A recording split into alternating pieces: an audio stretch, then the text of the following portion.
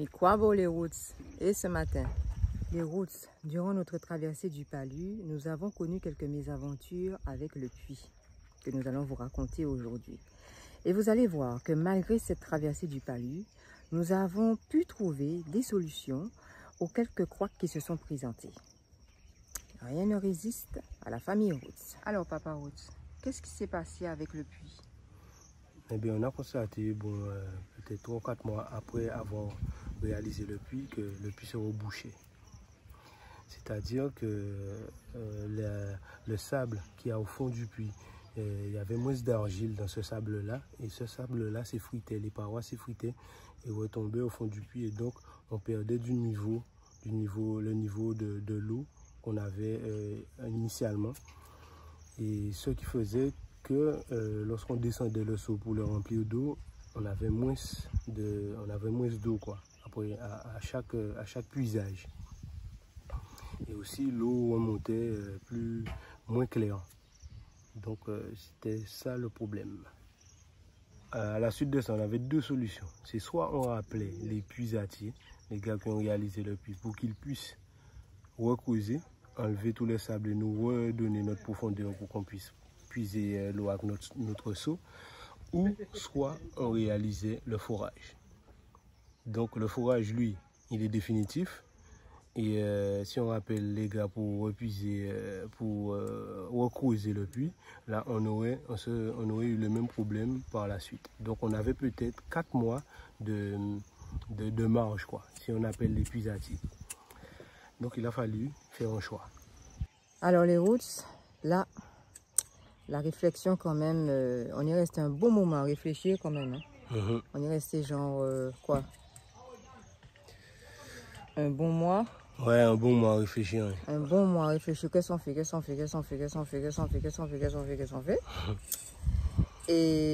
de toute façon, c'est le puits qui a donné le top départ. Hein. Le puits a dit de toute façon, continuez à réfléchir si vous voulez, mais entre-temps, moi, je me bouche. Il y a une autre chose aussi qu'il ne faut pas oublier, c'est-à-dire que nous, on a planté des bananiers. On a pas mal de choses de planter qui ont besoin d'eau. Ouais. Donc, on ne pouvait pas s'aventurer à jouer sur justement notre apport d'eau, quoi. Et puis nous-mêmes, on avait besoin d'eau. Nous-mêmes, on boit tous les jours. On boit, on fait la vaisselle, et puis, vu les projets d'agriculture qu'on a, moi, ça faisait un moment que je talonnais Papa pour lui dire, bon, hey, là, on fait le fourrage, parce que même si les sous sont pas... En fait, la peur, c'est de se retrouver sans rien, bien sûr, financièrement. Mais en même temps, si on ne fait pas le fourrage, eh ben, les projets qu'on a ne risquent pas d'avancer, quoi. Donc, oui, on perd tous nos plants de bananiers, les plantes... Des plants qu'on nous a donnés pour une fois qu'on nous a donné un truc. Donc, le puits a eu le dernier mot et nous a bousculé un peu. Et puis, on s'est dit, bon, allez, on se lance, on le fait, quoi. On fait le fourrage. On fait le fourrage. Et puis, quand le gars du fourrage arrive, le gars nous annonce un prix. Parce que nous, au départ, on était parti sur le fourrage solaire. Et c'est ça? Non. Fourrage, il fait le fourrage, mais sur la pompe solaire. La pompe solaire, oui. La pompe alimentée avec des panneaux solaires. Voilà. Mais c'est un coût, ça. C'est un coût, bien sûr, comme tout. Mais on préférait la pompe solaire, bon, parce que c'est plus dans notre logique d'autonomie, de pas acheter d'essence. Voilà, de fonctionner avec le naturel, la lumière du soleil, etc. Sauf que... Quand le gars qui fait le fourrage, le fourreur, il arrive, donc on lui explique ce qu'on souhaite avoir, c'est-à-dire panneaux solaires avec pompe solaire, tout ça. Lui, il est habitué à ce genre de boulot et il nous fait une proposition justement avec une pompe thermique, c'est-à-dire pompe qui marche avec le groupe électrogène. Lorsqu'il nous annonce la différence de prix, il n'y a pas photo. On se dit, waouh, ça nous fait reconsidérer en fait tout ce qu'on avait, tout notre schéma qu'on avait déjà fait. Et on se dit, parce que bon, c'est l'argent, hein, toujours l'argent, le nerf de la guerre. Et on se dit, ça nous fait économiser quand même, je crois, 400 000 francs CFA. Non, 700 000 francs. Non, économiser. Parce que le devis qu'on avait eu pour la pompe solaire, c'était dans les 700 000 francs CFA. Et le gars, il nous propose l'option avec pompe Pompe thermique. Pompe thermique avec le groupe électrogène qu'on recharge en essence. Là, lui, il nous fait un devis qui tourne autour de 400 000 francs CFA, on va dire, à peu près. Oui, mais 400 000 francs, tout compris. Hein. Oui, ok. 400 000 francs. Avec la pompe thermique, tout ça. Voilà. Donc, ça nous fait une économie de 300 000 francs CFA. Oui, mais juste la pompe solaire, c'était 700 000 francs. Ouais, il aurait sans fallu... le travail du gars. Oui, voilà. Il aurait fallu ajouter encore. Donc, la pompe solaire, c'était vraiment trop cher. Mais par rapport au budget initial qu'on avait plus ou moins déjà, on économisait déjà plus de 300 000 francs CFA. Et s'il fallait vraiment tout faire avec la pompe solaire, vraiment, ça aurait été vraiment... La différence aurait été au moins de 400 000 francs CFA. Au moins.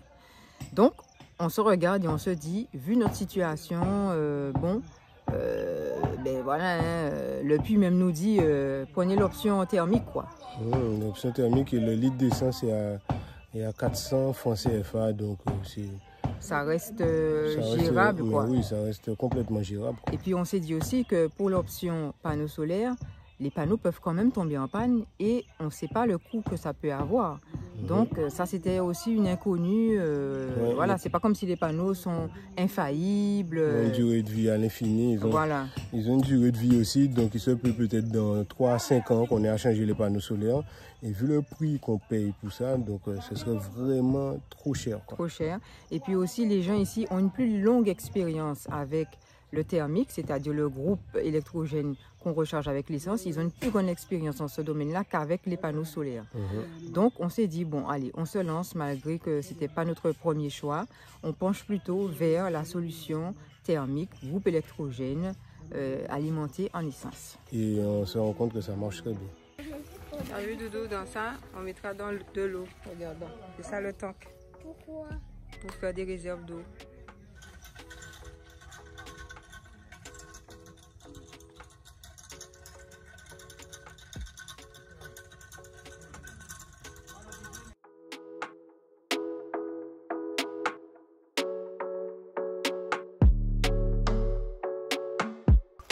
L'opération consistait à creuser un trou de 8 mètres. Et dans ce trou de 8 mètres, il glissait un tuyau qui permettait d'accéder à la nappe phréatique.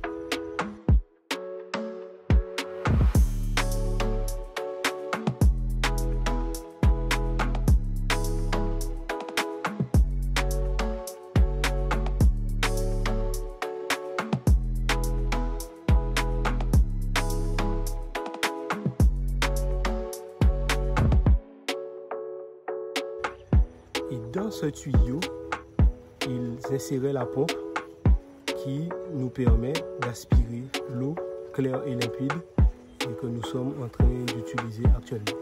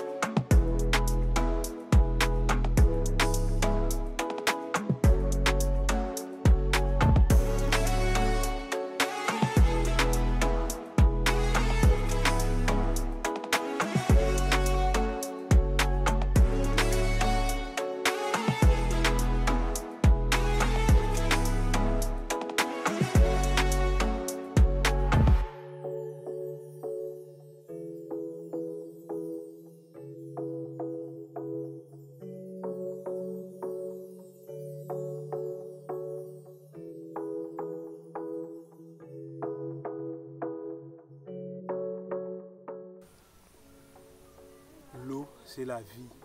Et là, on a l'eau de manière définitive, claire, permanente, quoi. Franchement, l'eau intarissable. Et ça, c'est la plus grande richesse qu'on peut avoir. Diallo. Diallo, hein. L'eau est là. L'eau est là. C'est de l'eau.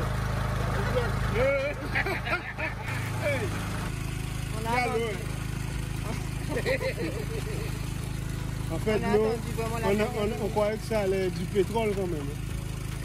Pardon? On croyait que ça allait être du pétrole. Non, jamais. Il n'y a pas ça ici. Il n'y a pas de pétrole. Il paraît, mais on ne sait jamais.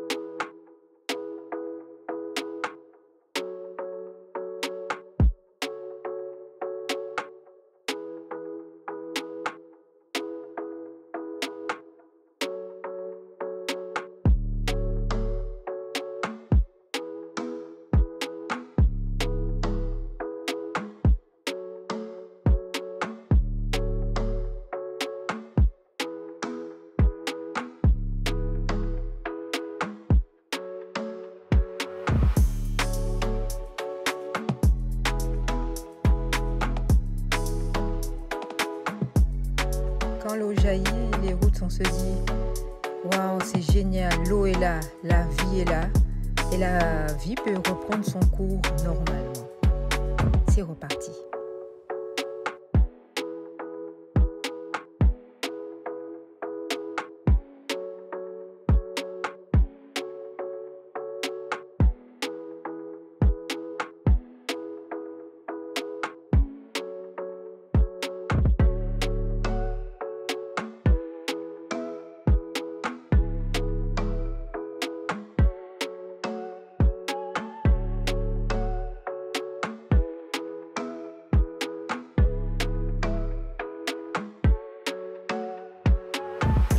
Notre puits est désormais fermé, scellé, pour pouvoir recevoir un tank de 2000 litres qui va constituer une réserve régulièrement renouvelée en eau pour le terrain, mais aussi pour la maison.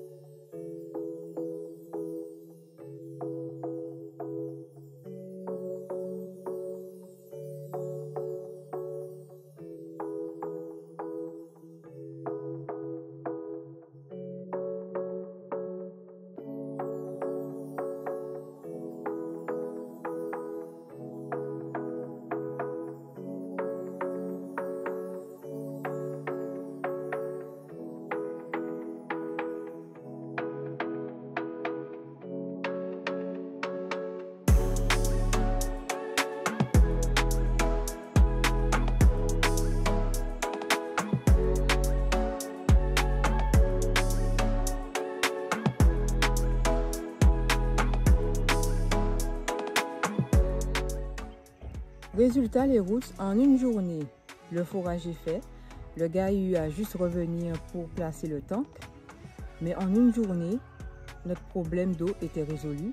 Et en plus, finalement, on avait fait des économies parce que par rapport au budget initial qu'on avait prévu, on se retrouve à beaucoup moins cher. Donc, on est très content. Surtout que pendant toute cette période-là, tout ce qu'on vous raconte là, on traverse quand même le Palu. Hein? Donc on est super fatigué, on a des hauts, des bas, qu'on dissimule plus ou moins bien. Mais au final, on est content de se dire que c'est plutôt positif, c'est plutôt même très positif, parce que question d'eau, on n'aura plus de problème. La question est résolue de manière définitive et plutôt efficace. Voilà. Bon, il y a une chose que j'aimerais rajouter. En fait, il faut vraiment se fier à l'expérience des gens d'ici, quoi. Parce que nous, on était partis sur le solaire et on se rend compte que leur expérience avec groupe électrogène, l'option thermique, elle est adoptée par tout le monde et ça reste, je pense, la meilleure option. Ouais. Voilà. La dernière étape qui nous reste à accomplir concernant notre puits, c'est le design qui va suivre. Bon. À la base, au départ, on n'était pas super fan du tank parce que bon, c'est du plastique, tout ça. Esthétiquement, on trouve que c'est pas vraiment notre goût. Mais on va, je pense qu'on va peindre le puits, on va arranger tout ça. de manière à ce que ça soit plus agréable à notre vue. Voilà, on vous en donnera des nouvelles. Merci les Roots d'avoir été une fois de plus au rendez-vous avec nous. N'oubliez pas de liker, de commenter, de partager et de vous abonner si ça n'est pas déjà fait. On se dit rendez-vous à dimanche prochain avec la même équipe, toujours sur la même chaîne. Prenez bien soin de vous et à dimanche prochain pour de nouvelles aventures des Roots au Bénin.